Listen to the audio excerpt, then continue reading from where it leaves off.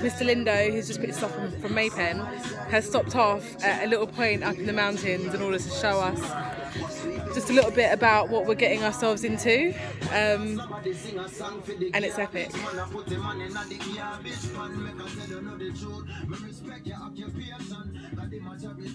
Today is the new day.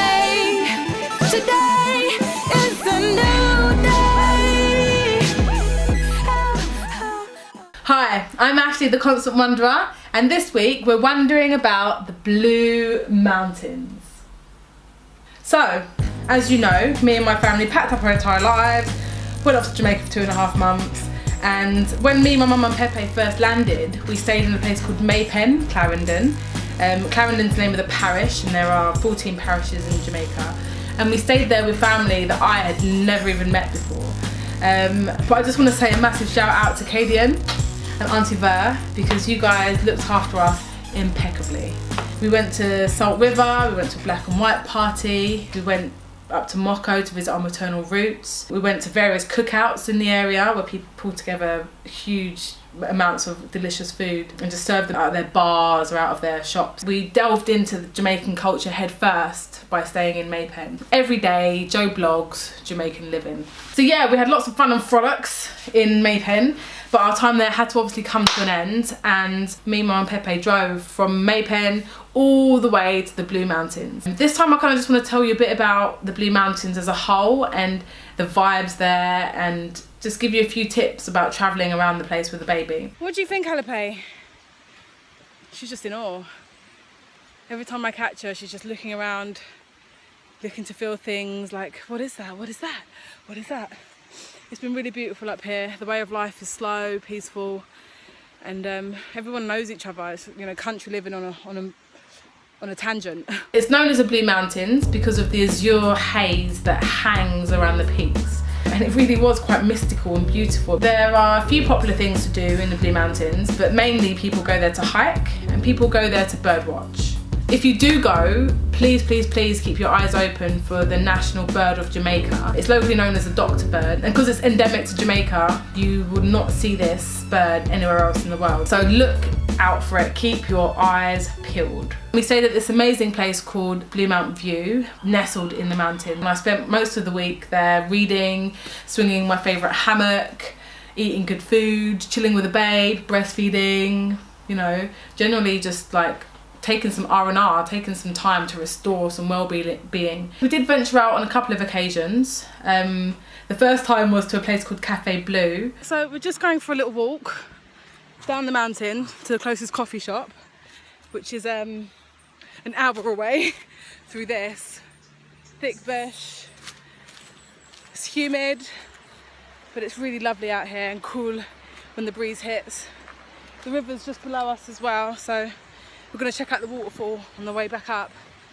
But this is the little trek that we're doing. It's quite treacherous, check it out. It's literally like path. Literally just cut into the mountain. Haven't been bitten yet, have we, Peps? Have we? We haven't been bitten yet? I think she's enjoying it, though we're both sweating bollocks right now. We were taking routes taken by coffee workers, plantation workers, school kids every single day, to and from work. It's like regular commuter routes. It was funny, on our way back from Cafe Blue, my mum was absolutely knackered and her 50-year-old knees, bless her, were crying out for some relief. And we bumped into this like group of school kids who were on their way home, and massive smiles on their faces. They took my mum's hands and just like helped drag her up the hill. Sorry to bait you out, Mum. It's even more interesting when you've got an extra 7/8 kilograms strapped to your chest in the form of Alipe, kicking her arms around and like craning her neck in all the different directions you can imagine, trying to take it all in.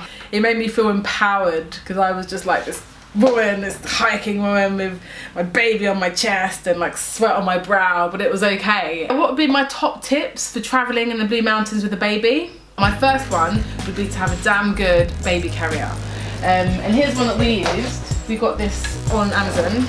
It's by a company called Be Bear, and it's great because you can use it forwards, baby can face out, baby can face in for when they fall asleep. You can stick it on your back, you know. You can take this section off and just carry them you know, by hand and rest them on the bum. The second thing I think that you really definitely need is a decent water bottle. Staying hydrated is really difficult if you don't have water on you at all times. I really like this one. This is an ion bottle, and I got this from Amazon as well. I really like this one because it's got a strap and you can just stick it on your arm while you're walking around, like this. You can do all of that without having to dig into your bag and like go in and out of a rucksack. This one is BPA free, something that's really important to me, especially in hot climates like Jamaica, because plastic obviously leaches loads of crazy chemicals into your life source. The third and final thing that I think is really important is really good hiking shoes. I'm not really a massive fan of those big fat walking boots, so I actually had a pair of Nike camel toe thong shoes.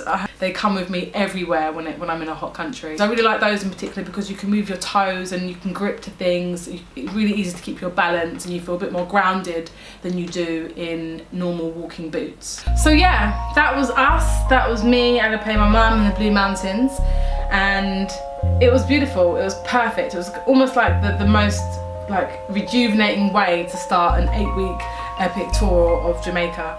Highly recommend it if you can get up there. Next time on The Constant Wanderer, me, Mum and Agape drive from the Blue Mountains all the way up to the north coast and a place called Discovery Bay. Christopher Columbus is not the only person who discovered the beauty of Jamaica here.